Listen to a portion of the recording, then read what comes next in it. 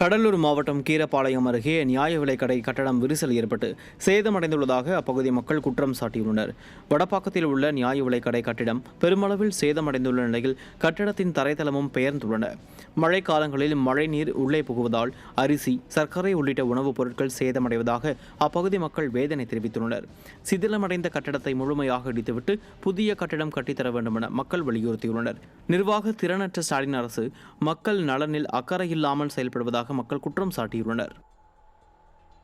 கடலூர் மாவட்டம் புவனகிரி சேத்தியாத்தோப்பு பகுதிகளில் பகல் நேரத்தில் 2 மணி நேரத்திற்கும் மேலாக மின்வெட்டு தொடர்வதால் பொதுமக்கள் கடும் இன்னலுக்கு ஆளாகியுள்ளனர். சித்திரை மாதம் பிறந்ததிலிருந்தே வெயிலின் தாக்கம் அதிகரித்து வரும் நிலையில் கிராமப்புறங்களில் 2 மணி நேரத்திற்கும் மேலாக மின்வெட்டு இருப்பதால் மின்விசிறி உள்ளிட்ட மின்சாதன பொருட்கள் இயக்க முடியாமல் உள்ளது.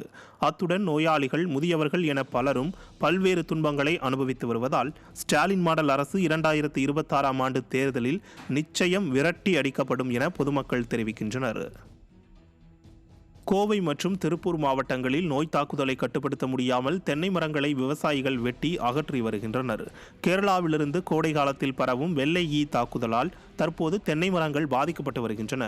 இதனால் மற்ற மரங்களுக்கு பரவாமல் இருக்க பல்லடம் அருகே உள்ள வாவிப்பாளையத்தில் 200க்கும் மேற்பட்ட தென்னை மரங்களை வெட்டி அகற்றும் பணி நடைபெற்று வருகிறது. மற்ற மாநிலங்களில் வெள்ளை நோய் தாக்குதல் கட்டுக்குள் கொண்டுவரப்பட்டுள்ள நிலையில் தமிழகத்தில் விடியா திமுக அரசு செயலற்று கிடப்பதாக விவசாயிகள் குற்றம் சாட்டியுள்ளனர்.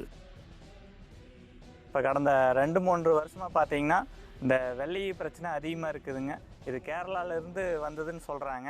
வெள்ளையினால் என்ன பிரச்சனை வருதுன்னு பார்த்தீங்கன்னா மரத்தோட காய்ப்பு திறன் ரொம்பவுமே குறைஞ்சி போயிடுதுங்க. சராசரியாக ஒரு மரத்துக்கு வருஷத்துக்கு 200 to 250 தேங்காய்கள் வரும்.